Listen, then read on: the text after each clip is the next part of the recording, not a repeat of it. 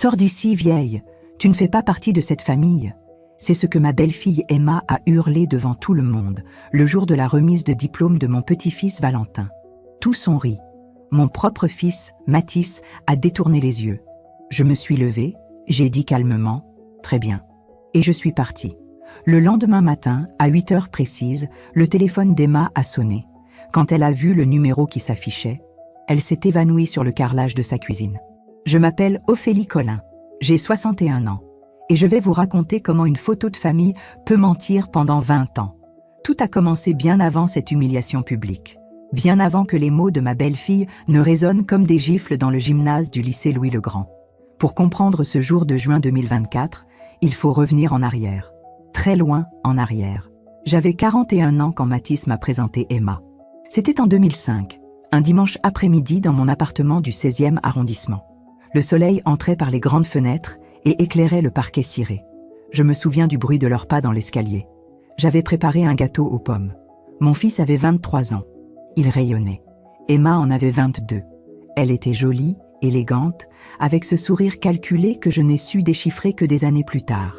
Elle a regardé autour d'elle, les moulures, les tableaux, le grand canapé en velours gris, et j'ai vu quelque chose briller dans ses yeux. Ce n'était pas de l'admiration, c'était de la convoitise. « Quelle belle maison, Madame Collin !» a-t-elle dit en posant sa main sur le dossier d'une chaise Louis XV qui avait appartenu à ma grand-mère. « Merci, Emma. Fais comme chez toi. » Si j'avais su qu'elle prendrait cette phrase au pied de la lettre. Mathis m'avait expliqué leur projet. Se marier, fonder une famille. Il travaillait comme ingénieur dans une start-up prometteuse. Emma venait de terminer ses études en communication. Il cherchait un appartement, mais Paris était cher. Trop cher pour deux jeunes qui débutaient. « Maman, est-ce qu'on pourrait habiter chez toi quelques mois, le temps de mettre de l'argent de côté ?» J'avais souri. J'avais dit oui, parce que c'était mon fils, parce que j'avais de la place, parce que je pensais que l'amour d'une mère était inconditionnel. Quelques mois, avait-il dit. Quelques mois se sont transformés en 20 ans.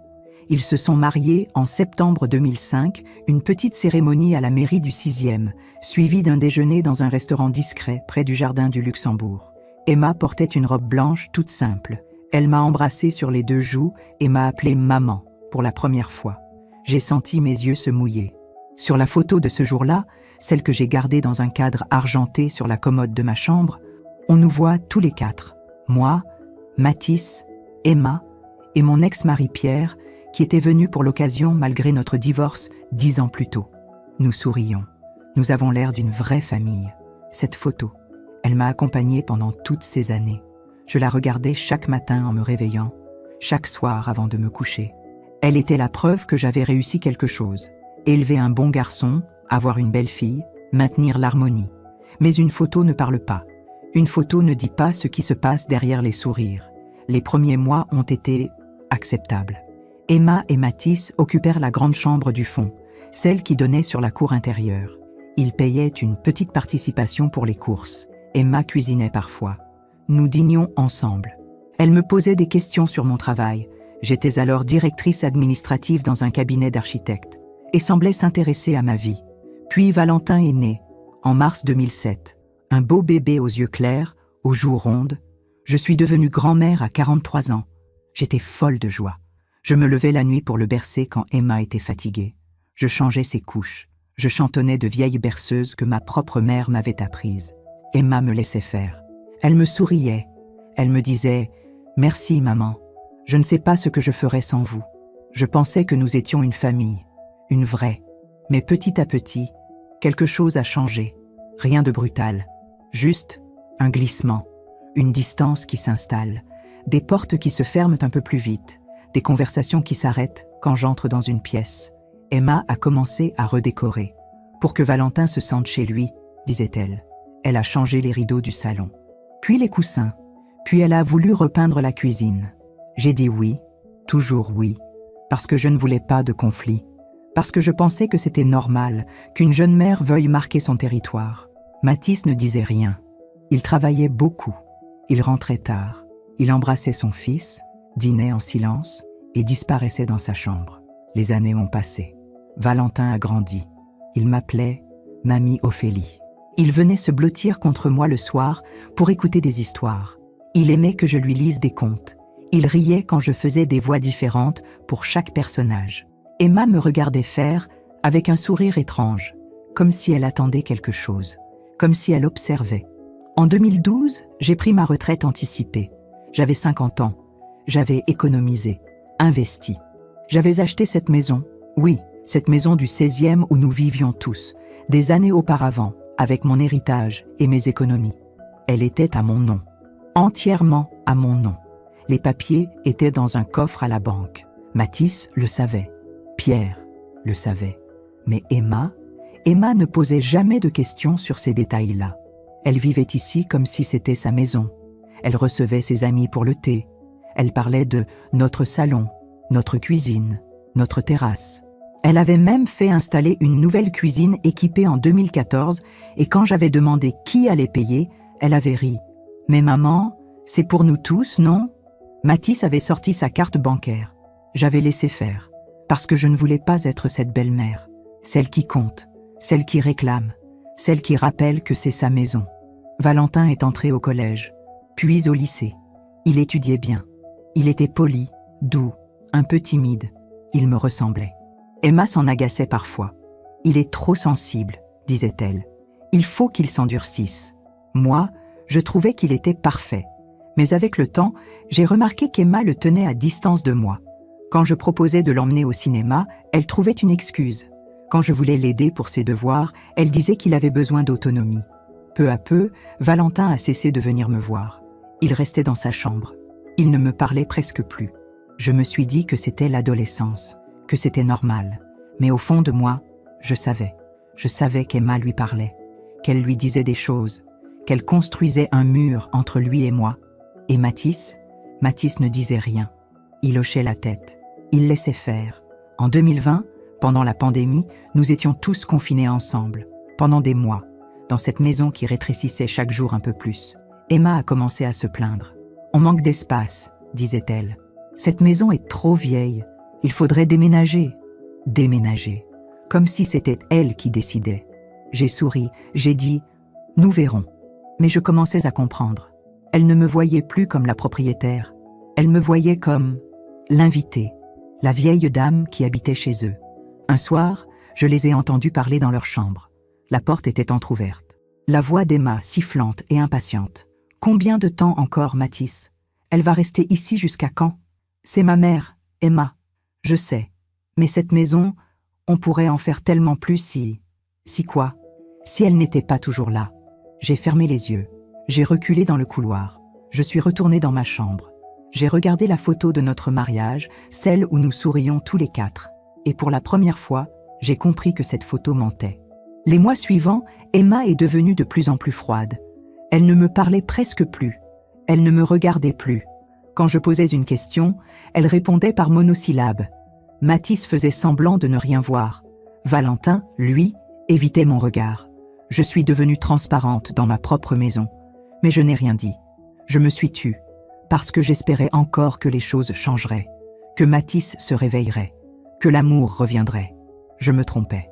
Et puis, il y a eu cette soirée de juin 2024, la remise de diplôme de Valentin. Il avait 18 ans. Il avait obtenu son baccalauréat avec mention. J'étais fière. J'avais acheté un costume neuf pour l'occasion. J'avais préparé un cadeau, une montre gravée avec ses initiales. Emma m'a regardé ce matin-là et a dit « Vous comptez vraiment venir ?»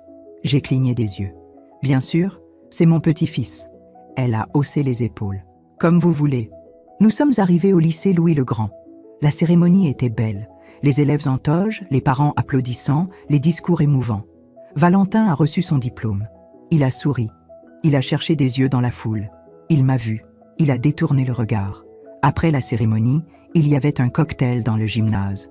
Des petits fours, du champagne, des rires. Les familles se regroupaient pour des photos. J'ai voulu m'approcher de Valentin pour le féliciter. Emma s'est interposée. Elle m'a regardée. Elle a souri. Ce sourire glacial que je connaissais si bien. Et puis elle a dit, assez fort pour que tout le monde entende, « Sors d'ici, vieille, tu ne fais pas partie de cette famille. » Le silence est tombé. Tous les regards se sont tournés vers moi. Certains ont ri. D'autres ont baissé les yeux, gênés. Mathis était à côté d'elle. Il n'a rien dit. Il a détourné les yeux. Valentin était figé, son diplôme à la main. J'ai senti quelque chose se briser en moi. Pas mon cœur. Non. Quelque chose de plus profond. Quelque chose qui ressemblait à la dernière illusion. Je me suis levée. J'ai posé mon verre. J'ai dit calmement, d'une voix posée. Très bien. Et je suis partie. Je suis rentrée chez moi. Non. Je suis rentrée dans ma maison. Celle que j'avais achetée. Celle qui m'appartenait. J'ai regardé la photo sur la commode. Cette photo de mariage. Cette famille qui souriait. J'ai ouvert un tiroir. J'ai sorti une enveloppe. À l'intérieur, il y avait les papiers de propriété. Mon nom, Ophélie Collin. Propriétaire unique. J'ai pris mon téléphone. J'ai composé un numéro. Maître Dubois, c'est Ophélie Collin. J'ai besoin de vous. Demain matin, 8 heures. Parfois, on fait confiance à ceux qui ne la méritent pas. Et vous, avez-vous déjà été déçu par quelqu'un que vous aimiez? Racontez-moi votre histoire dans les commentaires. J'aimerais vous lire. Cette nuit-là, je n'ai pas dormi. Je suis restée assise dans mon lit, la photo de famille posée sur mes genoux. La lumière de la lune entrait par la fenêtre et éclairait nos visages figés dans ce sourire éternel. Septembre 2005. Nous avions l'air si heureux. J'ai passé mon doigt sur le visage d'Emma. 22 ans. Jeune. Jolie. Innocente en apparence. Comment avais-je pu être aussi aveugle? J'ai repensé à toutes ces années. 20 ans à partager mon toit, ma vie, mon quotidien. 20 ans à me taire, à m'effacer, à laisser faire. 20 ans à croire que l'amour d'une mère suffisait à maintenir une famille unie. Mais ce soir, dans le gymnase du lycée Louis-le-Grand, devant tous ces gens, Emma avait arraché le dernier voile. Elle avait dit tout haut ce qu'elle pensait tout bas depuis des années. « Tu ne fais pas partie de cette famille. » Cette phrase tournait en boucle dans ma tête. Chaque mot résonnait comme un coup de marteau. Je ne faisais pas partie de cette famille. Moi, la mère, la grand-mère, la propriétaire de cette maison. J'ai souri dans le noir, un sourire amer. Elle allait comprendre, très bientôt.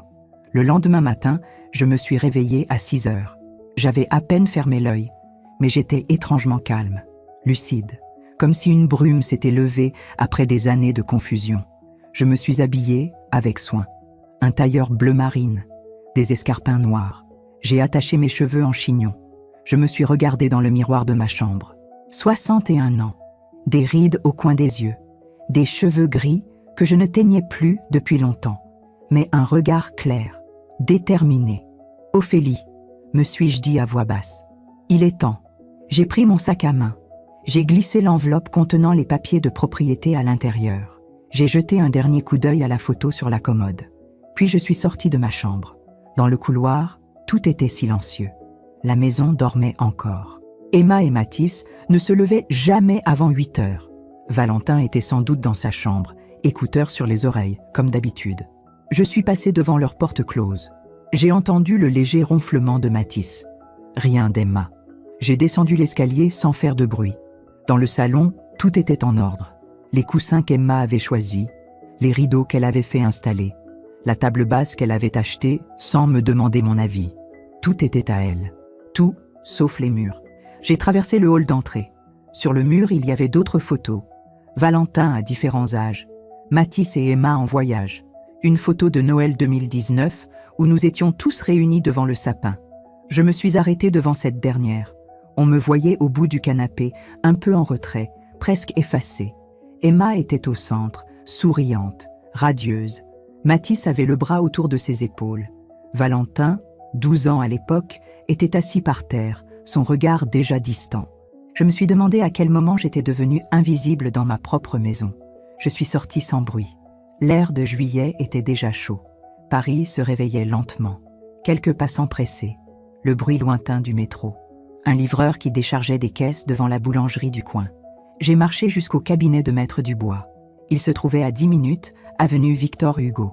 Un bel immeuble haussmannien, une plaque de cuivre à l'entrée. Jean-Luc Dubois était l'avocat de ma famille depuis 30 ans. C'était lui qui avait géré la succession de ma mère en 1998. C'était lui qui avait rédigé mon testament. C'était lui qui connaissait tous mes biens, tous mes comptes, tous mes papiers. Il m'attendait dans son bureau. La pièce sentait le cuir et le vieux bois. Des étagères remplies de dossiers juridiques, une grande fenêtre donnant sur l'avenue. « Ophélie », a-t-il dit en se levant pour me serrer la main. « Asseyez-vous. Vous m'avez semblé déterminée. » Au téléphone. Je me suis assise. J'ai posé mon sac sur mes genoux. J'ai respiré profondément. « Jean-Luc, j'ai besoin que vous me disiez exactement quels sont mes droits. » Il a hoché la tête. « Concernant la maison du 16e, celle où j'habite avec mon fils, ma belle-fille et mon petit-fils. » Il a ouvert un dossier devant lui. « Vous en êtes l'unique propriétaire. Achat en 1995 avec votre héritage et vos économies personnelles. Entièrement payées. Aucun prêt en cours. Aucune hypothèque. Votre nom seul figure sur l'acte de propriété. Mon fils le sait. Oui, vous m'aviez demandé de le lui expliquer lors de son mariage. Et sa femme ? Jean-Luc a froncé les sourcils. Elle n'était pas présente lors de cet entretien. Vous m'aviez dit que Mathis s'en chargerait. J'ai fermé les yeux. Bien sûr, Mathis devait lui dire. Mais l'avait-il fait ? Ou avait-il laissé Emma croire que cette maison était la leur ? Peu importe, ai-je dit. Ce que je veux savoir, c'est simple. Puis-je leur demander de partir ? Jean-Luc a croisé les mains sur son bureau. Légalement, oui, vous êtes propriétaire. Ils occupent les lieux avec votre accord, mais sans bail. Vous pouvez leur signifier un congé. Quel est le délai ? En théorie, 6 mois. Mais dans certaines circonstances, si vous invoquez la nécessité de reprendre possession de votre bien pour y habiter personnellement, le délai peut être réduit. Combien ? 3 mois. Parfois moins en cas de situation urgente. J'ai réfléchi. 3 mois. C'était long, trop long. Mais je ne voulais pas d'un scandale judiciaire. Je ne voulais pas que Valentin soit mêlé à un procès. Et pour la voiture ? La Mercedes ? Oui, elle est à mon nom. Mathis l'utilise, mais c'est moi qui l'ai achetée. C'est moi qui paie l'assurance. Alors vous pouvez la récupérer à tout moment. Il suffit de demander la restitution des clés. J'ai hoché la tête lentement. « Ophélie », a dit Jean-Luc après un silence. « Que s'est-il passé ?» Je lui ai raconté. La remise de diplôme, les mots d'Emma, le rire des invités, le silence de Mathis. Quand j'ai eu fini, Jean-Luc s'est adossé à sa chaise. Il m'a regardé avec une expression mêlée de tristesse et de colère. « C'est inadmissible », a-t-il dit doucement. « C'est fini », ai-je répondu. « Je ne veux plus être traitée comme une étrangère dans ma propre maison. Que voulez-vous faire ? Je veux qu'il parte. Je veux récupérer ma maison. Je veux récupérer ma vie. » Il a acquiescé. « Très bien. Je rédige la notification aujourd'hui même. Voulez-vous que je la leur envoie par courrier recommandé ou préférez-vous que je les appelle ? » J'ai réfléchi. Un courrier, c'était froid, administratif. Mais un appel serait plus immédiat, plus brutal. « Appelez-les », ai-je dit. « Demain matin, 8 heures précises. » Jean-Luc a noté. Et pour la voiture ? Même chose. Demandez la restitution immédiate des clés. « Ophélie, vous êtes sûre ?» J'ai souri. « Jean-Luc, je n'ai jamais été aussi sûre de ma vie. Je suis rentrée chez moi vers 10 heures. La maison était maintenant éveillée. J'entendais des voix dans la cuisine, le bruit de la cafetière, une odeur de pain grillé. J'ai enlevé mes chaussures dans l'entrée. J'ai accroché mon manteau. J'ai pris une grande inspiration. Puis, je suis entrée dans la cuisine. Emma était assise à la table, une tasse de café à la main, son téléphone dans l'autre. Elle portait une robe d'été légère, ses cheveux blonds détachés sur ses épaules. Elle avait l'air détendue, satisfaite. Mathis était debout près de l'évier, en train de rincer son bol. Il ne m'a pas regardé quand je suis entrée. Valentin n'était pas là. « Bonjour », ai-je dit calmement. Emma a levé les yeux de son téléphone. Elle m'a regardée. Elle n'a pas répondu. Mathis a grommelé quelque chose qui ressemblait vaguement à un bonjour. Je me suis servi un café. J'ai pris une tartine. Je me suis assise à la table, en face d'Emma. Le silence était épais, pesant. « Bien dormi ?» ai-je demandé en étalant du beurre sur ma tartine. Emma a haussé les épaules. « Oui. Et vous ? Très bien. » Elle a souri. Ce sourire froid que je connaissais. Tant mieux. J'ai mordu dans ma tartine. J'ai bu une gorgée de café. J'ai regardé par la fenêtre. Le soleil brillait. Les oiseaux chantaient. Mathis est sorti de la cuisine sans un mot. Emma a continué à pianoter sur son téléphone. Moi, j'ai pensé à l'appel qui allait venir. Demain, 8 heures. Le téléphone qui allait sonner. Et j'ai souri. L'après-midi, je suis allée me promener. J'avais besoin de marcher, de respirer, de réfléchir. Je suis descendue jusqu'au jardin du Trocadéro. Il y avait des touristes, des enfants qui couraient, des couples enlacés. Je me suis assise sur un banc face à la tour Eiffel. J'ai regardé cette structure de fer se dresser vers le ciel, solide, inébranlable. J'ai pensé à ma vie, à ces 20 ans passés à m'effacer, à me taire, à espérer que les choses s'arrangeraient d'elles-mêmes. J'avais été faible, j'avais eu peur du conflit, j'avais cru que l'amour suffisait. Mais l'amour, le vrai, n'est pas à sens unique. L'amour, le vrai, ne demande pas à quelqu'un de disparaître pour que les autres puissent exister. Emma m'avait traitée de vieille. Elle m'avait humiliée publiquement. Elle m'avait dit que je ne faisais pas partie de la famille. Très bien. Si je ne faisais pas partie de leur famille, alors ils ne faisaient pas partie de ma maison. Le soir, nous avons dîné en silence. Valentin était là cette fois. Il a mangé sans lever les yeux de son assiette. Il ne m'a pas parlé. Il ne m'a pas regardé. Mon petit-fils, mon Valentin, celui que j'avais bercé bébé, celui à qui j'avais lu des histoires, celui qui m'appelait « Mamie Ophélie » avec tant de tendresse. Aujourd'hui, il me fuyait, parce qu'Emma avait construit ce mur entre nous, pierre après pierre, année après année. Je ne lui en voulais pas. Il n'avait que 18 ans. Il ne comprenait pas. Pas encore. Un jour, peut-être, il comprendrait. Après le dîner, je suis montée dans ma chambre. J'ai fermé la porte. J'ai regardé la photo de notre mariage, celle où nous sourions tous les quatre. J'ai ouvert le tiroir de ma commode. J'ai sorti une autre photo. Une vieille photo en noir et blanc. Ma mère, ma grand-mère, moi, petite fille, assise entre elles deux. 3 générations de femmes, fortes, dignes, indépendantes. Ma grand-mère avait survécu à la guerre. Ma mère avait élevé seule ses 2 enfants après le départ de mon père. Moi, j'avais divorcé et reconstruit ma vie. Nous étions des survivantes. Et ce soir, pour la première fois depuis des années, je me sentais redevenir moi-même. Cette nuit-là encore, j'ai peu dormi. Mais ce n'était plus de la tristesse, c'était de l'anticipation. Demain, 8 heures, le téléphone allait sonner. J'ai imaginé la scène. Emma, dans sa cuisine, sa tasse de café à la main. Le téléphone qui vibre. Un numéro qu'elle ne reconnaît pas. Elle décroche. « Madame Collin ? Ici maître Jean-Luc Dubois, avocat. J'appelle de la part de Madame Ophélie Collin. » Le silence, la confusion, puis la panique. Madame Collin est propriétaire de la maison où vous résidez actuellement. Elle souhaite reprendre possession de son bien. Vous disposez d'un délai légal pour quitter les lieux. De plus, elle demande la restitution immédiate des clés de la Mercedes immatriculée à son nom. J'ai imaginé le visage d'Emma, la stupeur, l'incrédulité, puis la colère, mais surtout la peur. Parce qu'elle allait comprendre. Elle allait comprendre qu'elle n'était pas chez elle, qu'elle ne l'avait jamais été. Qu'elle avait vécu 20 ans dans une maison qui appartenait à la vieille dame qu'elle venait d'humilier. Je me suis levée, j'ai ouvert la fenêtre. L'air de la nuit était doux. Paris scintillait au loin. J'ai pensé à ma grand-mère, à ce qu'elle m'avait dit des années auparavant, quelques semaines avant sa mort. « Ophélie, ma chérie, n'oublie jamais. Une femme digne ne mendie jamais le respect. Elle le commande. Et si on refuse de le lui donner, elle part, simplement.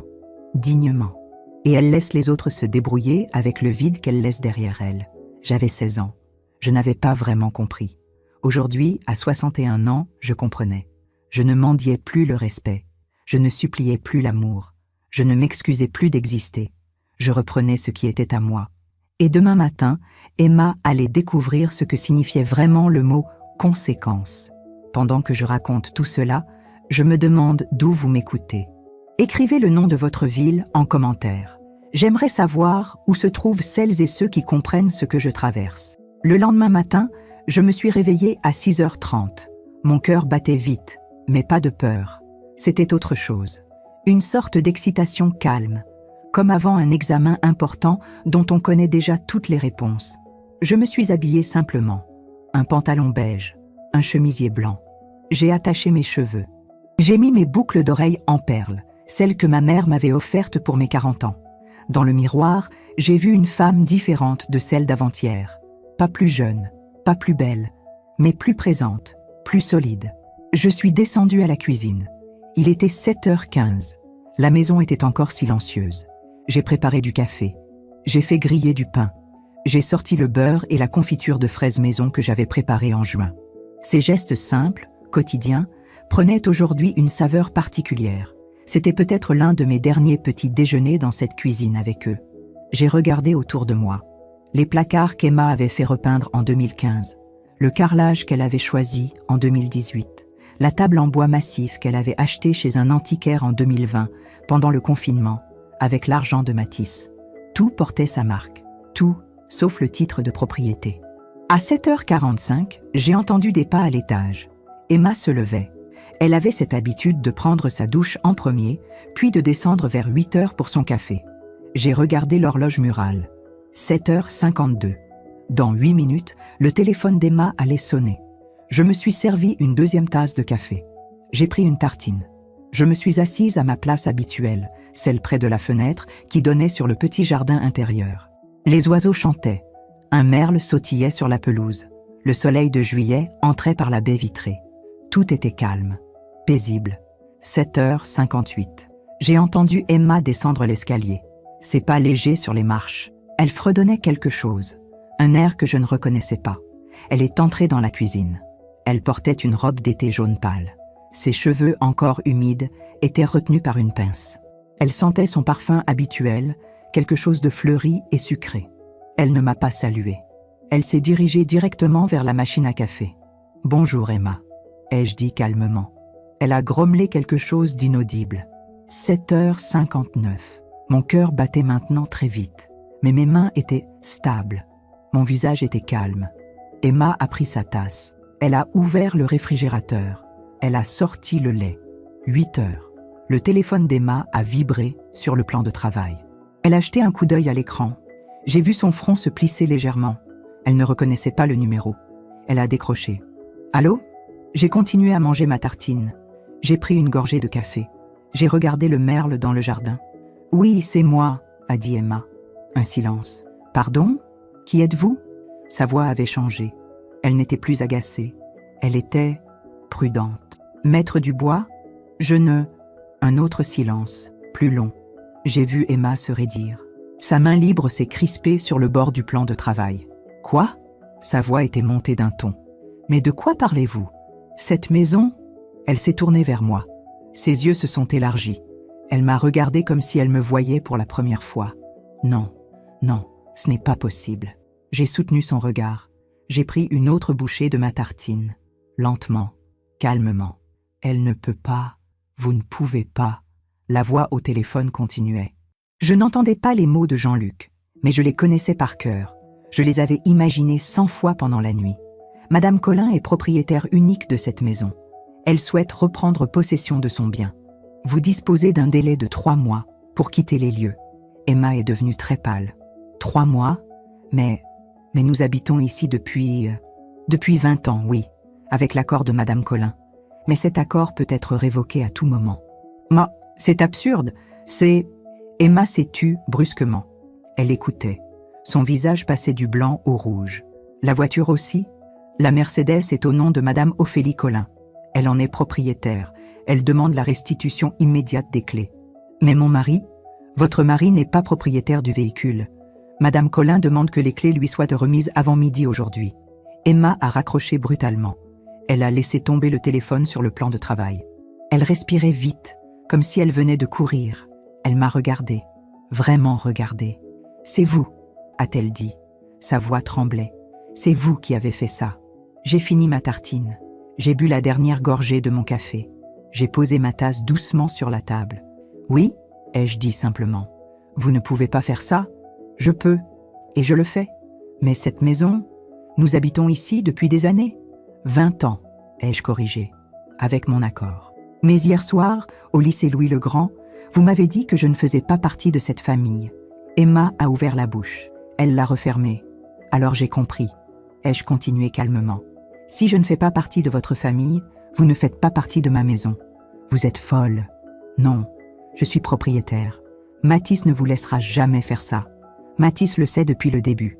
Je lui ai expliqué en 2005, avant votre mariage, que cette maison m'appartenait, que je vous la prêtais. Apparemment, il a oublié de te le dire. » Emma a reculé d'un pas.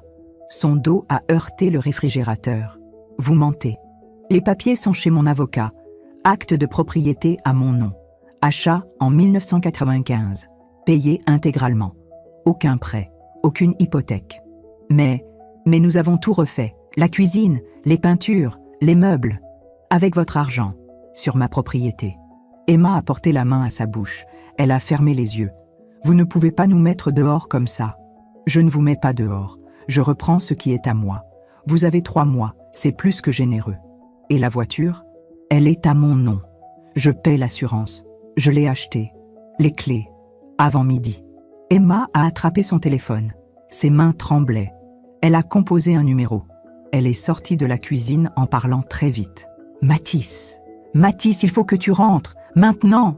Ta mère est devenue folle. Je suis restée seule dans la cuisine. J'ai rangé mon bol dans le lave-vaisselle. J'ai essuyé la table. J'ai arrosé les plantes sur le rebord de la fenêtre. Tout était calme à nouveau. Le merle avait disparu. Le soleil brillait toujours. Je me suis assise. J'ai fermé les yeux. J'ai respiré profondément. C'était fait. Mathis est arrivé 20 minutes plus tard. J'ai entendu la porte d'entrée claquer. Des voix dans le hall. Emma qui parlait très vite, d'une voix aiguë et paniquée. Mathis qui répondait par monosyllabes. Puis des pas dans le couloir. Ils sont entrés dans la cuisine tous les deux. Emma avait les yeux rouges. Mathis avait l'air fatigué. Il portait encore son costume de travail. Il ne s'était même pas changé. Il m'a regardé. Pendant un long moment, nous sommes restés ainsi, face à face, mère et fils, sans parler. « Maman », a-t-il dit finalement. « Et qu'est-ce que c'est que cette histoire ?»« Quelle histoire, Mathis ? Emma dit que tu veux nous expulser. »« Je ne vous expulse pas. Je reprends ma maison. »« C'est la même chose. »« Non, ce n'est pas la même chose. Vous êtes ici depuis 20 ans parce que je vous ai hébergé. Par amour, par générosité. Mais hier, ta femme m'a humilié publiquement. » Mathis a baissé les yeux. Elle m'a dit que je ne faisais pas partie de cette famille. Ai-je continué. Devant des dizaines de personnes. Tu étais là, Mathis. Tu as entendu. Et tu n'as rien dit. Maman? Non. Laisse-moi finir. Pendant 20 ans, je me suis effacée. Je me suis tue. J'ai laissé Emma redécorer ma maison comme si c'était la sienne. J'ai laissé passer les remarques, les regards, les silences. J'ai essayé de garder la paix. Mais il y a une limite à tout. On peut en discuter. On peut arranger ça. Il n'y a rien à arranger. Ma décision est prise. Emma s'est avancée. Vous ne pouvez pas faire ça. Nous avons un enfant. Valentin va perdre sa maison. Valentin a 18 ans. Il est majeur. Et de toute façon, il ne me parle plus depuis des années. Tu as construit un mur entre lui et moi. C'est faux. C'est vrai. Chaque fois que je voulais passer du temps avec lui, tu trouvais une excuse. Chaque fois que je proposais quelque chose, tu refusais. Tu l'as éloigné de moi, petit à petit, année après année. Mathis s'est passé la main dans les cheveux. Maman, s'il te plaît, on peut aller vivre ailleurs, d'accord, mais pas comme ça, pas en 3 mois. C'est le délai légal. Mon avocat te confirmera. Et la voiture? Elle est à mon nom. Les clés. Avant midi. Mais j'en ai besoin pour le travail. Tu n'avais qu'à y penser avant. Emma a éclaté en sanglots. De vrais sanglots. Bruyants et dramatiques. Elle s'est effondrée sur une chaise. « Je ne peux pas croire que vous fassiez ça », a-t-elle hoqueté. « Après tout ce qu'on a fait pour vous ?» J'ai souri. Un sourire triste. « Tout ce que vous avez fait pour moi ? Vraiment, Emma ? Dis-moi, qu'avez-vous fait pour moi ?» Elle m'a regardé, les yeux pleins de larmes. « Nous vivons avec vous. Nous sommes là. Vous vivez dans ma maison. Gratuitement. Vous mangez ma nourriture. Vous utilisez mes meubles. Vous conduisez ma voiture. Et en échange, vous me traitez comme une étrangère. Ce n'est pas vrai. Hier, devant tout le monde, tu m'as dit de partir. Tu m'as appelée vieille. Tu m'as dit que je ne faisais pas partie de cette famille. Emma s'est tue. Alors voilà. Si je ne fais pas partie de ta famille, tu ne fais pas partie de ma maison. Ils sont restés encore 1 heure. Emma pleurait. Mathis argumentait.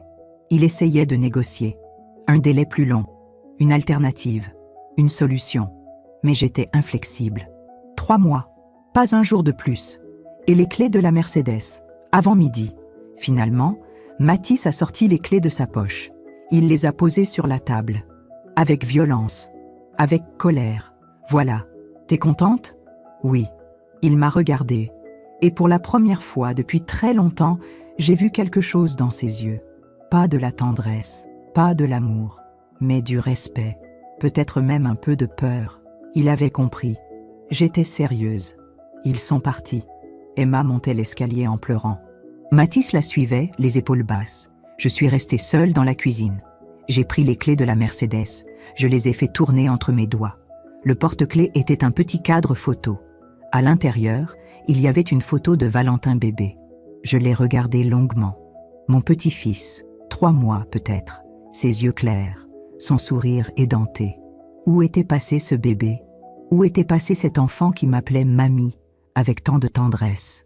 Il avait grandi. Il était devenu un jeune homme. Et quelque part en chemin, je l'avais perdu. J'ai fermé les yeux. J'ai serré les clés dans ma main. L'après-midi, je suis sortie. J'avais besoin d'air. J'ai marché jusqu'au parc Monceau. C'était là que j'emmenais Valentin quand il était petit. Nous nous asseyions sur un banc. Je lui lisais des histoires. Il riait, il courait, il me prenait la main. Je me suis assise sur notre banc, celui près de la roseraie. Il y avait d'autres enfants, d'autres grands-mères, d'autres familles. J'ai pensé à la mienne, à ce qu'elle était devenue, à ce qu'elle n'avait jamais vraiment été. Et j'ai compris quelque chose d'important. Une famille, ce n'est pas juste du sang, ce n'est pas juste un nom, c'est du respect, de l'amour, de la considération. Et si ces choses-là manquent, alors ce n'est plus une famille, c'est juste des gens qui habitent sous le même toit. Le soir, quand je suis rentrée, la maison était silencieuse. Personne dans le salon, personne dans la cuisine. J'ai monté l'escalier. Je suis passée devant la chambre de Mathis et Emma. La porte était fermée. J'entendais des voix étouffées. Emma pleurait encore. Je suis passée devant la chambre de Valentin. La porte était entr'ouverte. Il était assis sur son lit, ses écouteurs sur les oreilles, son ordinateur sur les genoux. Il m'a vue. Nos regards se sont croisés. Pendant une seconde, j'ai cru voir quelque chose. Une question, une hésitation. Mais il a détourné les yeux. J'ai continué vers ma chambre. J'ai fermé la porte. J'ai regardé la photo sur la commode. Septembre 2005. Notre mariage. Nos sourires. J'ai ouvert le tiroir. J'ai sorti l'autre photo. Celle de ma grand-mère, ma mère et moi. 3 générations de femmes fortes. Mamie, ai-je murmuré. J'espère que tu es fière de moi. J'ai enfin compris. Je me demande encore si j'ai fait le bon choix. Et vous? Qu'auriez-vous fait à ma place? Dites-le moi dans les commentaires. J'aimerais savoir. Les jours suivants ont été étranges. Nous vivions toujours sous le même toit, mais ce n'était plus la même maison. C'était comme si des murs invisibles s'étaient dressés entre nous. Des murs de silence, de regards évités, de portes qui se fermaient un peu trop vite. Emma ne me parlait plus. Elle ne me regardait même plus. Quand je rentrais dans une pièce, elle en sortait. Quand je préparais mon café le matin, elle attendait que je parte pour descendre. Elle avait transformé son évitement en un art. Mathis, lui, était différent. Il ne m'évitait pas. Il me regardait. Mais dans ses yeux, je voyais quelque chose de nouveau. Une sorte de calcul. Comme s'il cherchait comment me faire changer d'avis. Comment me convaincre. Comment récupérer ce qu'il pensait avoir perdu. Il ne comprenait pas encore. Ce n'était pas une question de négociation. Ce n'était pas un conflit qu'on pouvait résoudre avec des mots ou des promesses. C'était une question de dignité. Une semaine après l'appel de Maître Dubois, j'étais dans le salon en train de lire quand Mathis est entré. Il était midi. Emma était sortie faire des courses. Valentin était dans sa chambre. « Maman » a-t-il dit en s'asseyant en face de moi. « Il faut qu'on parle. » J'ai fermé mon livre. J'ai attendu. « Je sais que tu es en colère » a-t-il commencé. « Je comprends. Ce qu'Emma a dit à la remise de diplôme, c'était déplacé. C'était horrible. Elle s'excuse. » Elle s'excuse? Oui. Elle regrette. Elle était stressée. Valentin lui avait fait une réflexion le matin même. Elle était à cran. Elle ne pensait pas vraiment ce qu'elle a dit. J'ai souri. Un sourire triste. Mathis. Emma ne m'a jamais présenté d'excuses. Pas une seule fois. Ni ce jour-là, ni après. Il a détourné les yeux. Elle est gênée. Elle est surtout furieuse de découvrir que cette maison ne lui appartient pas. Maman, dis-moi, Mathis. Quand je t'ai expliqué, en 2005, que cette maison m'appartenait, qu'est-ce que tu as dit à Emma? Il s'est tu. Tu lui as dit, n'est-ce pas? Tu lui as expliqué que nous vivions chez moi, que c'était temporaire, que c'était un service que je vous rendais? Le silence de Mathis était éloquent. Tu ne lui as jamais dit, ai-je murmuré. Pendant 20 ans, tu as laissé ta femme croire que cette maison était la vôtre. Ah, ce n'est pas... Pourquoi, Mathis? Il a respiré profondément. Il s'est passé la main dans les cheveux. un geste qu'il faisait depuis l'enfance quand il était nerveux. Parce qu'elle n'aurait jamais accepté, a-t-il fini par dire. Emma, elle a sa fierté. Elle n'aurait jamais accepté de vivre chez ta mère. Elle voulait son propre chez elle. Alors tu lui as menti. Je ne lui ai pas menti. Je n'ai juste pas précisé. C'est la même chose. Maman, s'il te plaît, essaie de comprendre. Oh, je comprends très bien. Tu as eu peur. Peur qu'Emma refuse de vivre ici. Peur de devoir chercher un appartement. Peur de payer un loyer. Alors tu as laissé faire. Tu as laissé ta femme croire qu'elle était chez elle. Et tu m'as laissé devenir une invitée dans ma propre maison. Mathis a baissé la tête. Je suis désolé, a-t-il murmuré. Moi aussi. Cette conversation m'a hanté pendant des jours. Mon fils, mon propre fils. Il savait. Depuis le début, il savait que cette maison m'appartenait. Et il n'avait rien dit. Il m'avait laissé m'effacer. Il m'avait laissé subir les remarques d'Emma, ses regards, ses silences, par lâcheté, par confort. J'ai repensé à toutes ces années, à tous ces moments où j'avais espéré qu'il interviendrait, qu'il défendrait sa mère, qu'il dirait à Emma de me respecter.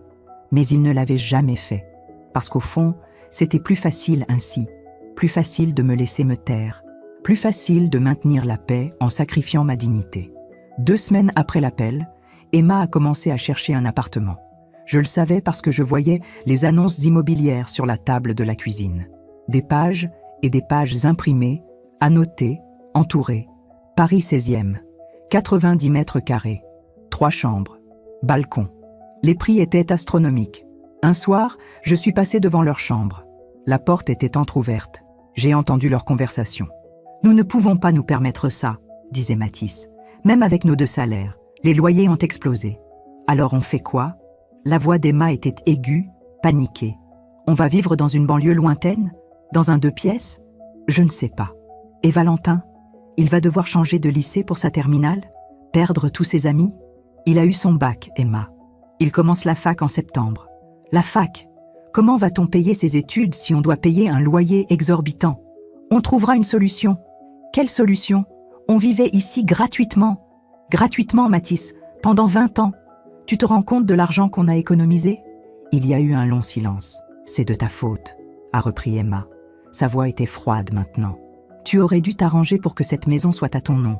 Tu aurais dû convaincre ta mère. Emma, tu es son fils unique. Cette maison devrait te revenir. Elle est vivante, Emma. C'est sa propriété. Justement, elle ne va pas vivre éternellement. Elle a 61 ans. Dans quelques années, Emma. Quoi? C'est la vérité. Dans quelques années, cette maison sera à toi. C'est logique, c'est normal. Et on sera déjà parti. On aura tout perdu. Je me suis éloignée. Je n'en avais pas entendu assez. J'en avais entendu trop. Emma attendait que je meure. Elle attendait que je disparaisse pour récupérer cette maison. Et Mathis ne disait rien. Cette nuit-là, je n'ai pas dormi. Je suis restée assise dans mon lit, la photo de famille sur mes genoux. J'ai repensé à tout, à tous ces signaux que j'avais ignorés, à toutes ces petites phrases que je n'avais pas comprises. En 2018, Emma avait dit en plaisantant « Dans 20 ans, cette maison sera à nous ». En 2020, pendant le confinement, elle avait dit « Quand on sera vraiment chez nous, on pourra tout refaire ». En 2022, elle avait demandé à Mathis « Ta mère a fait un testament ?» Je n'avais pas compris. Je n'avais pas voulu comprendre. Mais maintenant, tout était clair. Emma avait toujours su. Ou du moins, elle avait toujours soupçonné que cette maison m'appartenait. Et elle avait attendu. Patiemment. Elle avait attendu que je vieillisse, que je m'affaiblisse, que je meure. Pour récupérer ce qui, selon elle, devait revenir à Mathis. À eux. Le lendemain matin, j'ai appelé Maître Dubois. « Jean-Luc, j'ai besoin de modifier mon testament. » « Bien sûr, Ophélie. Vous voulez prendre rendez-vous ? Le plus tôt possible. Demain, 15 heures ? Parfait. » Le lendemain après-midi, j'étais dans le bureau de Jean-Luc. L'odeur familière du cuir et du vieux bois. La grande fenêtre donnant sur l'avenue Victor Hugo. « Alors, a-t-il dit en ouvrant mon dossier. « Ah, que souhaitez-vous modifier ? Tout ?» Il a levé les yeux vers moi. « Dans mon testament actuel, cette maison revient à Mathis. Je veux changer ça. Vous voulez la léguer à quelqu'un d'autre ? Non. Je veux qu'elle soit vendue. Et que le produit de la vente soit réparti entre plusieurs associations. » Jean-Luc a posé son stylo. « Ophélie, vous êtes sûre ? Absolument ? Votre fils ne recevra rien, il recevra ce qu'il mérite. C'est-à-dire rien. C'est une décision grave. Je le sais. Jean-Luc m'a regardé longuement. Puis, il a hoché la tête. Très bien. Quelles associations ? J'avais préparé une liste. Des associations pour les femmes victimes de violences domestiques. Des associations pour les personnes âgées isolées.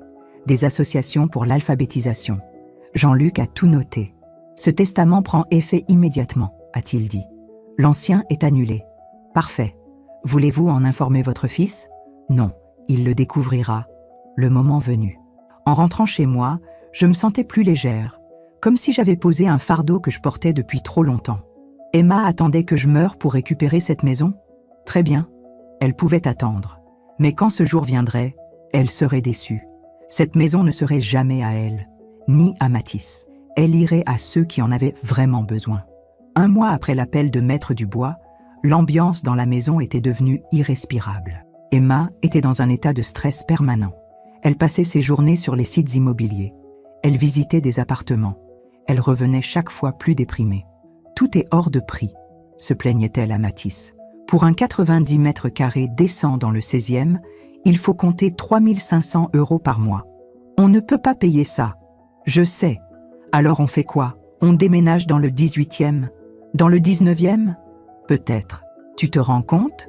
Après avoir vécu ici, le ton d'Emma était plein d'amertume. Elle regardait autour d'elle, les moulures, le parquet, les hauts plafonds, comme si elle regardait un paradis perdu. Moi, j'observais. Je me taisais. Je laissais la réalité faire son travail. Valentin, pendant ce temps, était de plus en plus distant. Il ne parlait à personne. Il restait enfermé dans sa chambre. Il ne descendait que pour manger, rapidement, en silence. Un soir, je l'ai croisé dans le couloir.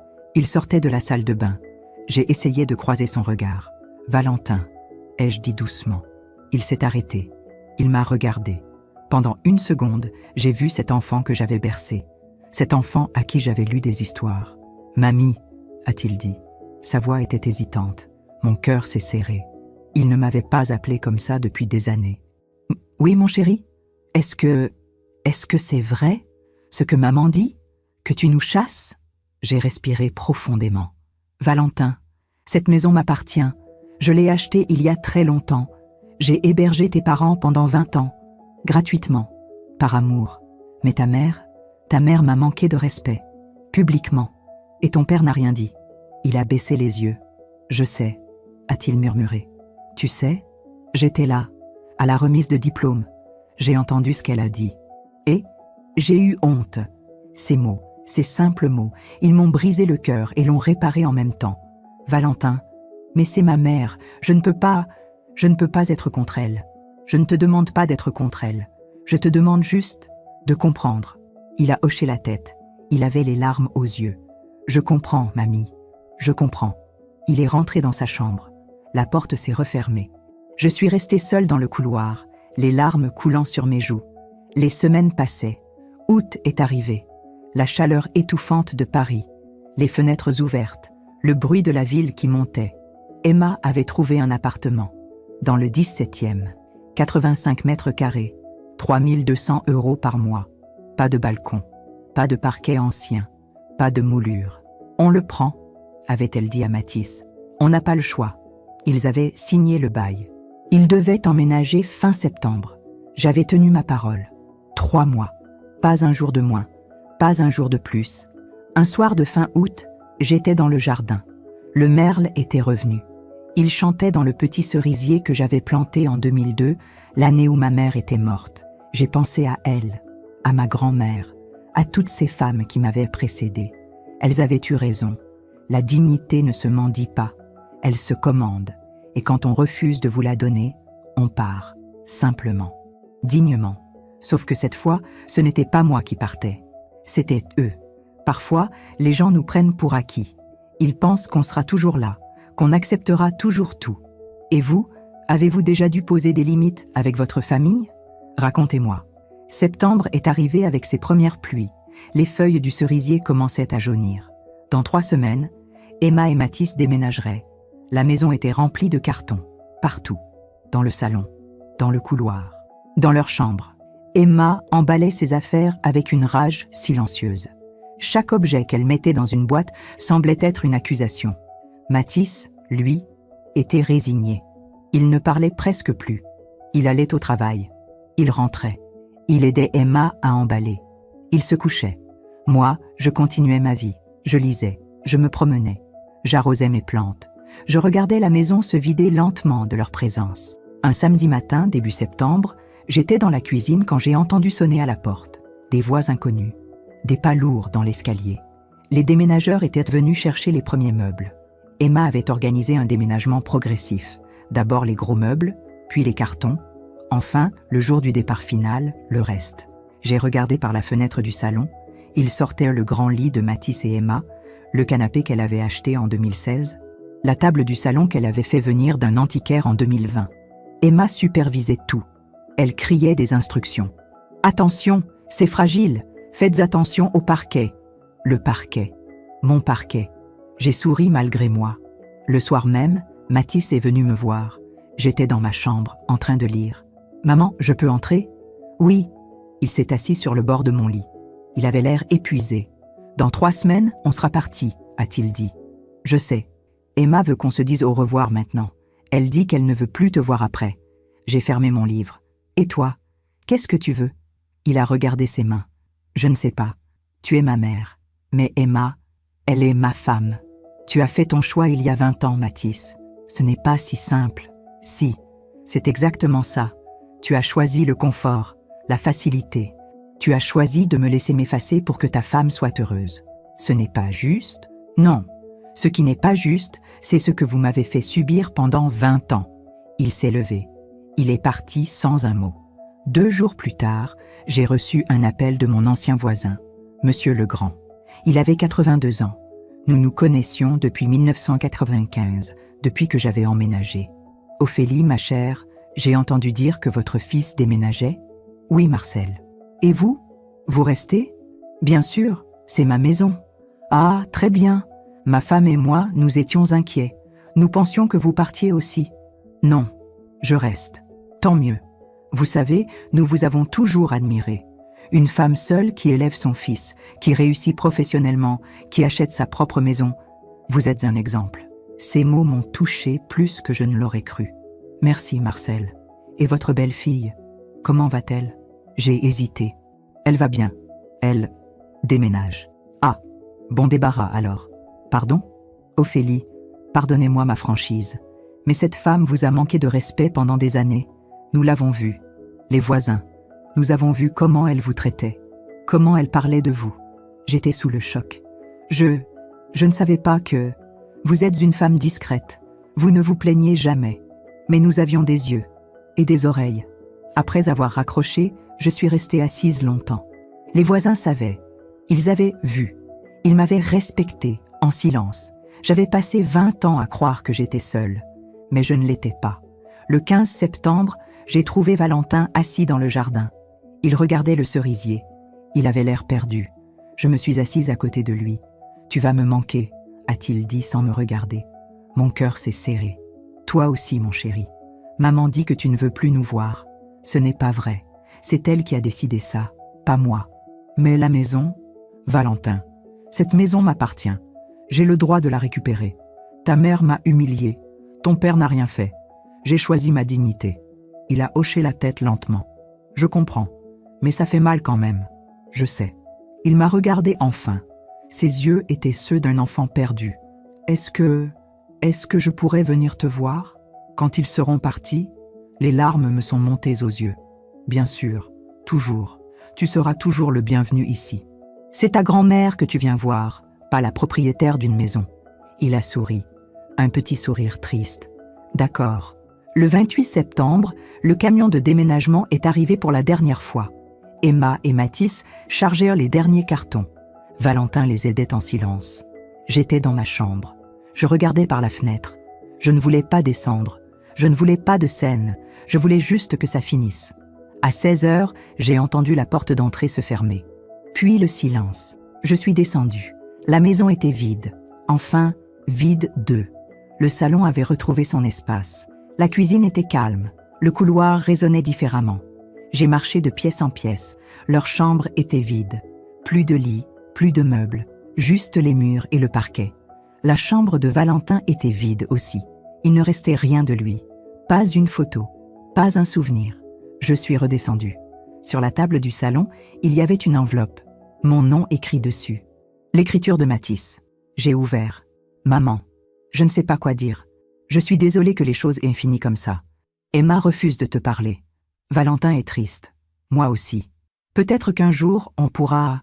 Je ne sais pas. Mathis. Aucune excuse réelle. Aucune reconnaissance. Juste des regrets vagues. J'ai replié la lettre. Je l'ai posée sur la table. Puis je suis allée dans le jardin. Le soleil se couchait. Le merle chantait dans le cerisier. J'ai respiré profondément. Pour la première fois depuis 20 ans, j'étais seule chez moi. Et j'étais libre.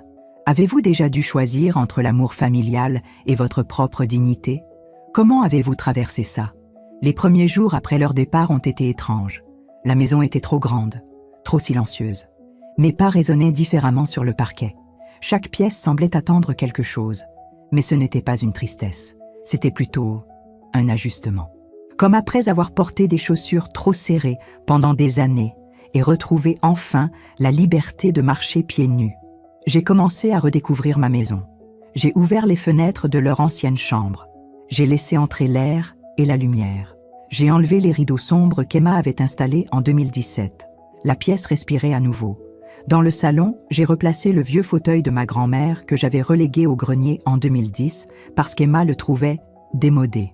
Je me suis assise dedans. Le velours bleu était un peu usé, mais il était confortable. Il sentait les souvenirs. Une semaine après leur départ, j'ai invité Marcel et son épouse Simone à prendre le thé. Ils sont arrivés avec un bouquet de roses de leur jardin. « Ophélie, comme c'est bon de vous voir rayonnante », a dit Simone en m'embrassant. Nous nous sommes installés dans le salon. J'avais préparé des madeleines. Nous avons parlé de tout et de rien. Du quartier, des saisons. Des petits riens qui font une vie. Alors, comment vous sentez-vous? A fini par demander Marcel. Libre, ai-je répondu simplement. Simone a hoché la tête. Nous sommes tellement contents pour vous. Vous méritez cette paix. Vous savez, pendant des années, j'ai cru que je devais tout accepter, que c'était mon rôle de mère. Le rôle d'une mère, c'est d'aimer, pas de disparaître, a dit Simone doucement. Ces mots ont résonné en moi longtemps après leur départ. Octobre est arrivé avec ses couleurs d'automne.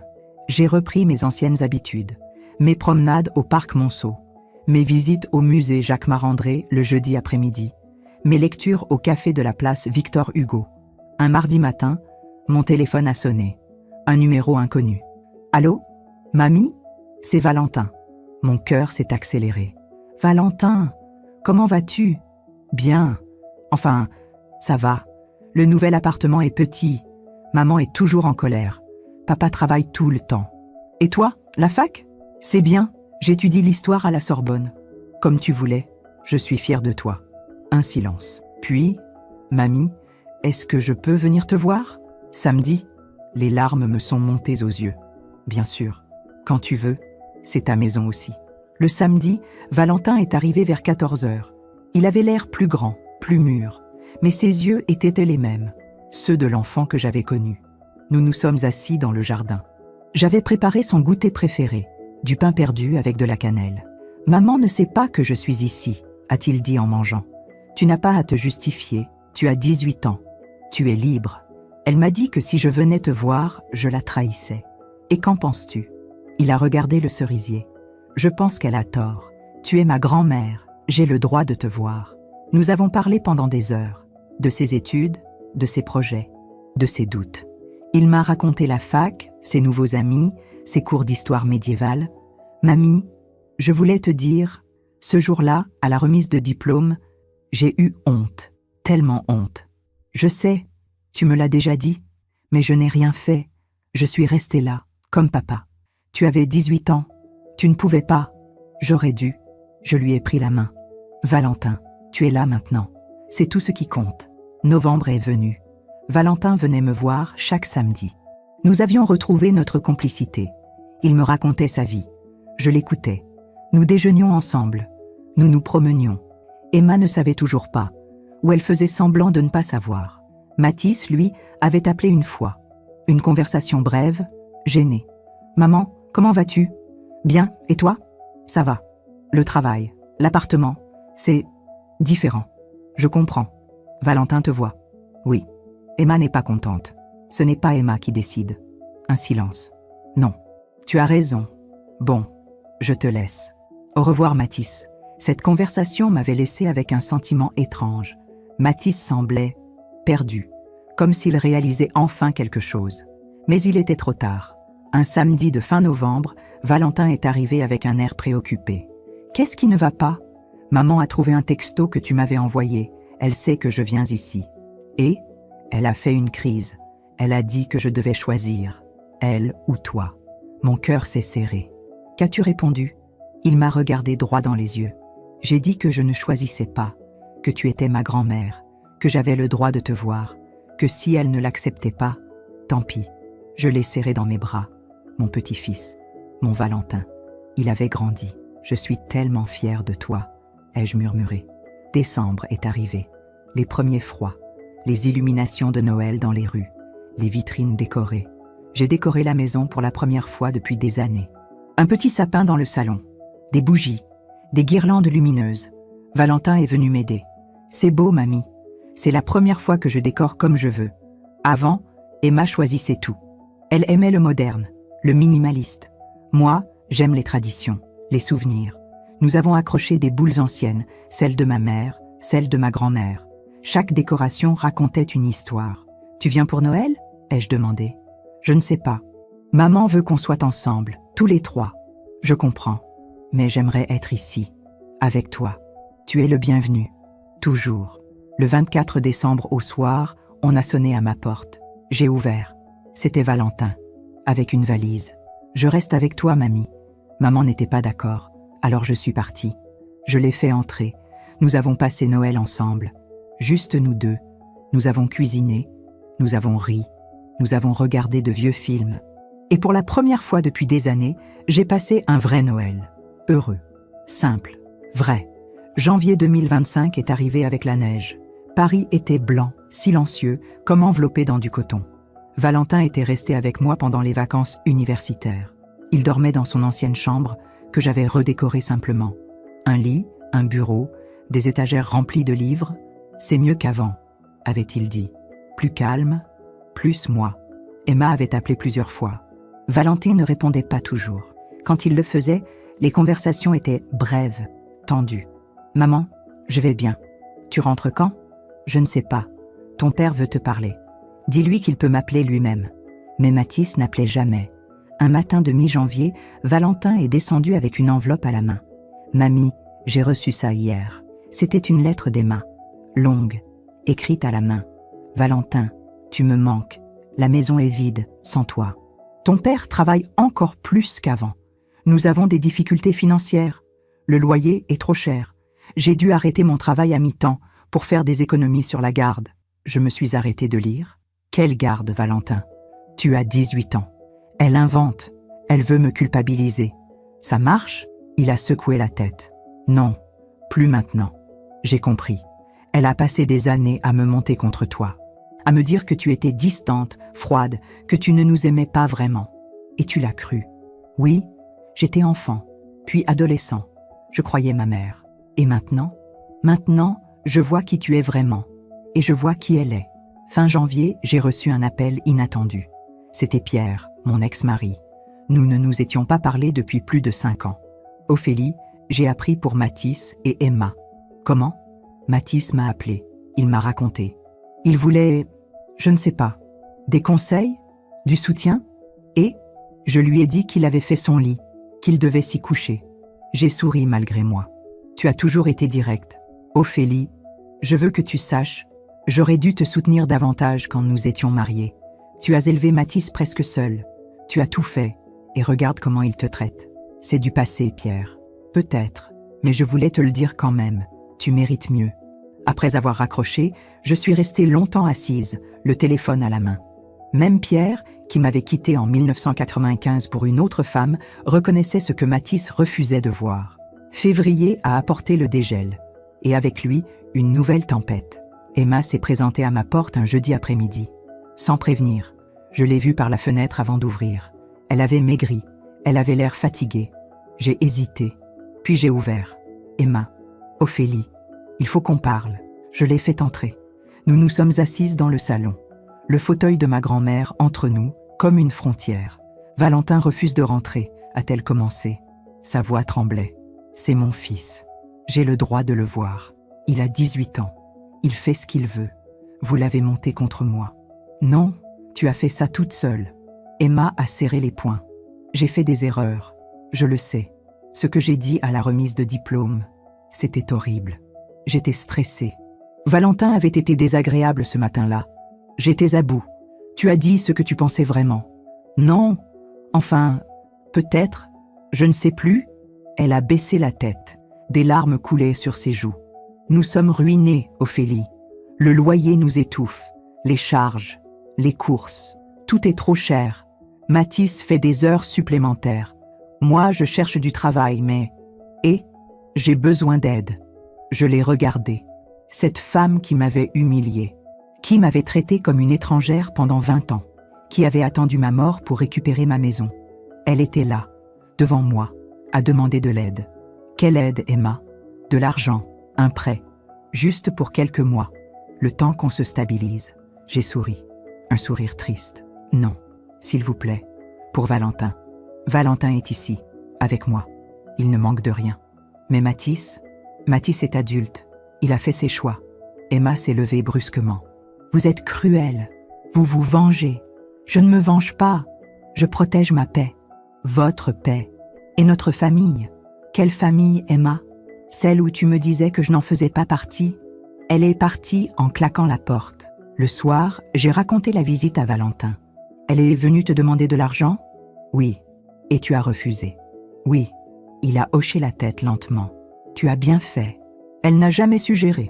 Elle dépensait sans compter quand vous viviez ici gratuitement. Maintenant, elle découvre la réalité. Tu n'es pas triste pour eux? Si, pour papa, pas pour elle. Elle récolte ce qu'elle a semé. Ces mots, dans la bouche de mon petit-fils, m'ont à la fois soulagé et attristé. Mars est arrivé. Les premières fleurs dans le jardin. Le cerisier bourgeonnait. La vie reprenait. Valentin a décidé de rester vivre avec moi. Officiellement, il a changé son adresse. Il payait une petite participation pour les courses, même si je lui disais que ce n'était pas nécessaire. Si, mamie, je suis adulte, je contribue. Nous avions trouvé un équilibre. Il étudiait, je lisais. Nous dînions ensemble, nous parlions, nous riions. Un soir, il m'a dit « Tu sais, mamie, je comprends maintenant. » Quoi donc? Pourquoi tu as fait ce que tu as fait? Tu ne nous as pas chassés. Tu as récupéré ta dignité. J'ai senti les larmes monter. Merci, mon chéri. Merci de comprendre. Avril 2025 a été un mois de transformation. J'ai commencé à redécorer vraiment la maison. Pas pour effacer Emma et Mathis, mais pour retrouver qui j'étais avant qu'ils n'arrivent. J'ai repeint le salon dans ce beige doux que j'aimais en 1995. J'ai ressorti les tableaux de ma mère du grenier. J'ai acheté de nouvelles plantes pour le jardin. Des roses anciennes, des pivoines, des lavandes. Valentin m'aidait. Nous passions les week-ends à peindre, à planter, à réorganiser. « C'est vraiment ta maison maintenant », disait-il en souriant. C'était toujours ma maison. Mais maintenant, elle me ressemble à nouveau. Un samedi matin, Mathis a appelé. C'était la première fois depuis février. « Maman, je peux venir te voir? Quand? Maintenant? Si tu es libre ?» J'ai hésité. Puis j'ai accepté. Il est arrivé 1 heure plus tard. Il avait vieilli, des cernes sous les yeux, des cheveux gris aux tempes. Il n'avait que 43 ans, mais il en paraissait 10 de plus. Nous nous sommes assis dans le jardin. Le cerisier était en fleurs. Les pétales blancs tombaient comme de la neige. « Emma ne sait pas que je suis ici », a-t-il dit. « Je vois. Elle serait furieuse. Pourquoi es-tu venu, Mathis ?» Il a regardé ses mains. « Pour m'excuser. Vraiment. Pas comme dans la lettre. Pas avec des mots vagues. J'ai attendu. J'ai été lâche. Pendant 20 ans. J'ai laissé Emma te manquer de respect. J'ai laissé la situation se dégrader. Je savais que cette maison t'appartenait. J'aurais dû le lui dire clairement dès le début. Pourquoi ne l'as-tu pas fait? Parce que j'avais peur qu'elle refuse de vivre ici. Et vivre ici, c'était tellement confortable, gratuit, facile. Tu as choisi le confort. Oui. Et maintenant, je paie. Emma m'en veut. Elle dit que c'est ma faute, que j'aurais dû hériter de cette maison, que tu es égoïste. Et toi? Qu'en penses-tu ? Il a levé les yeux vers moi. Je pense que tu avais tous les droits. C'était ta maison. C'est toujours ta maison. Et ce qu'Emma a dit ce jour-là, tu ne méritais pas ça. Les larmes me sont montées aux yeux. Merci, Mathis. Est-ce qu'on peut recommencer ? Pas comme avant, mais autrement ? Je ne sais pas. Il faut du temps. Je comprends. Il est resté encore 1 heure. Nous avons parlé. De tout. De rien. De lui. De ses difficultés. De son travail qui l'épuisait. D'Emma qui devenait de plus en plus amère. Quand il est parti, j'ai senti quelque chose se dénouer en moi. Ce n'était pas le pardon. Pas encore. Mais c'était un début. Mai est arrivé avec ses journées longues et lumineuses. Valentin a fêté ses 19 ans. J'ai organisé un petit dîner. J'ai invité Marcel et Simone. Pierre est venu aussi, pour la première fois depuis des années. « Joyeux anniversaire, mon garçon !» a dit Pierre en serrant Valentin dans ses bras. « Merci, grand-père. Nous avons mangé dans le jardin. Nous avons ri. Nous avons chanté. C'était simple, joyeux, vrai. C'est le meilleur anniversaire de ma vie, a dit Valentin ce soir-là. Pourquoi ? Parce que je suis avec les gens qui m'aiment vraiment. Sans tension, sans faux semblant. Juin 2025. 1 an exactement après la remise de diplôme qui avait tout changé. J'étais dans le jardin, en train d'arroser les roses, quand la sonnette a retenti. J'ai ouvert. C'était Emma. Elle avait encore maigri. Ses cheveux étaient mal coiffés. Elle portait un jean délavé et un t-shirt froissé. Ce n'était plus la femme élégante que j'avais connue.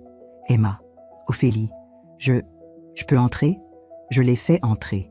Nous nous sommes assises dans le salon. Le même salon où elle m'avait ignorée pendant des années. « Je sais que tu ne veux plus m'aider », a-t-elle commencé. « Je ne viens pas pour ça. Alors pourquoi ?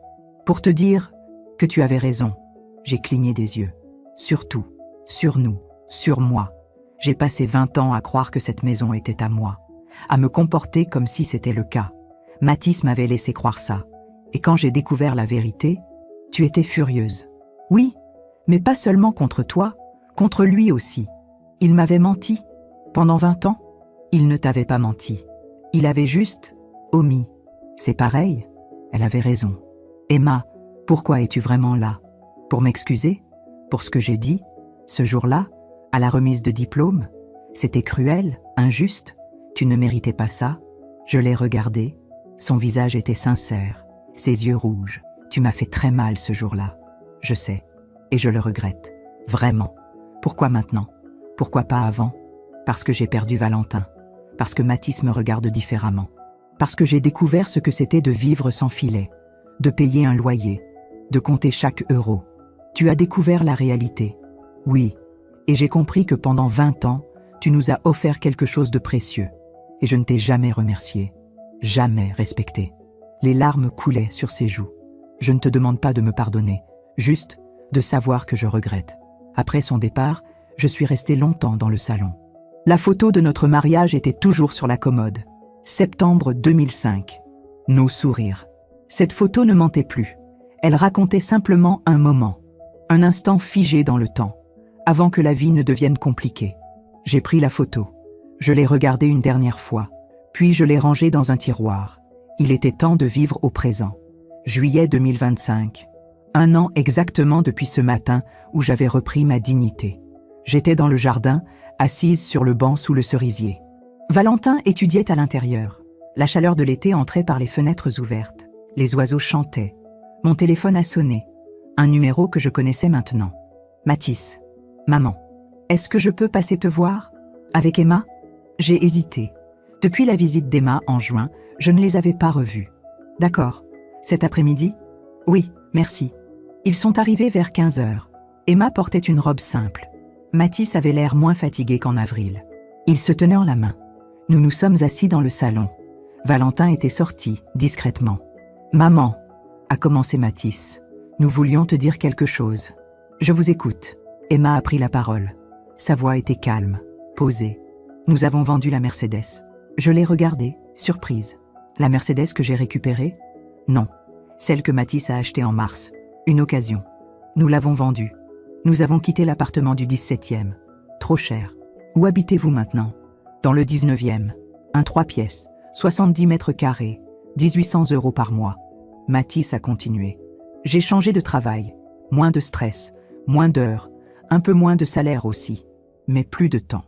Et moi, a ajouté Emma, j'ai trouvé un poste à mi-temps dans une bibliothèque municipale. Ce n'est pas grand-chose, mais ça aide. Et surtout, a dit Mathis, nous avons commencé une thérapie de couple. Je les ai regardés tous les deux, quelque chose avait changé. Ils avaient l'air plus vrais, plus humbles. Nous voulions te remercier, a dit Emma doucement. Me remercier? Oui. En nous mettant dehors, tu nous as obligés à grandir, à affronter la réalité. Pendant 20 ans, nous avons vécu dans une bulle, sans loyer, sans vraie responsabilité. Nous pensions que c'était normal, a ajouté Mathis. Nous ne mesurions pas la chance que nous avions. Emma a baissé les yeux. J'ai été horrible avec toi, pendant des années. Et ce jour-là, à la remise de diplôme, c'était impardonnable.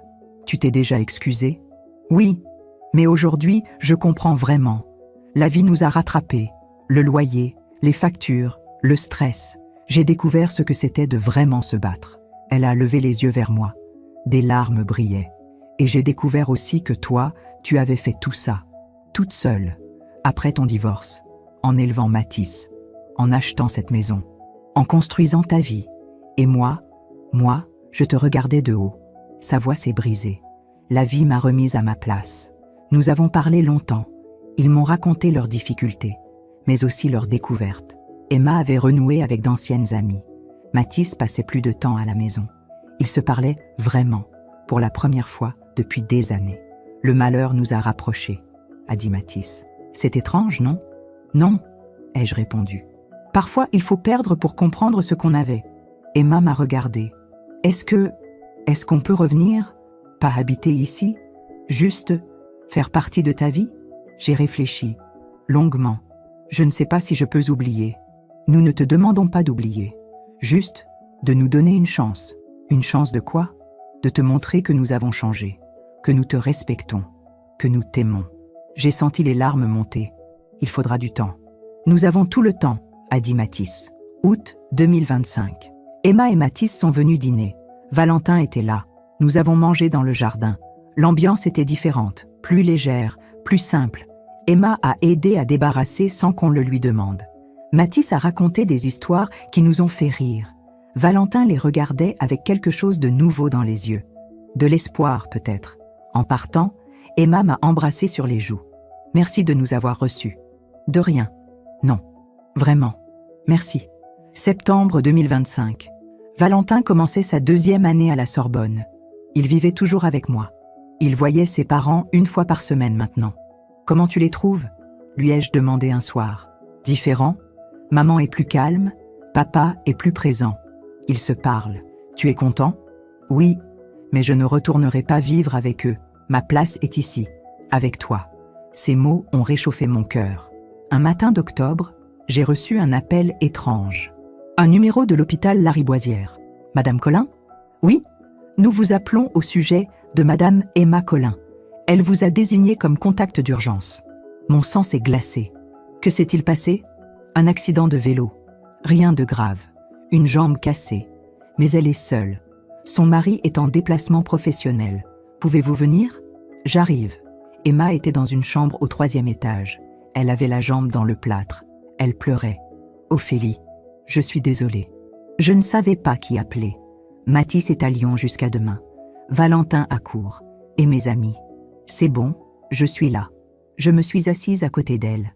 Je lui ai tenu la main. J'ai eu si peur, a-t-elle murmuré. Un taxi ne m'a pas vue. J'ai freiné. Je suis tombée. Tu vas guérir. Je sais. Mais dans l'ambulance, j'ai pensé, si quelque chose m'était arrivé de grave, qui aurait été là? Qui aurait vraiment été là? Elle m'a regardée. Et c'est ton nom qui m'est venu. Toi, celle que j'ai traitée le plus mal. Emma. Non. Laisse-moi dire. Tu es quelqu'un de bien. Tu as toujours été quelqu'un de bien. Et moi, j'ai mis 20 ans à le voir. Je suis restée avec elle jusqu'au soir. Mathis est arrivé en train, directement de Lyon. Quand il m'a vue, il m'a serrée dans ses bras.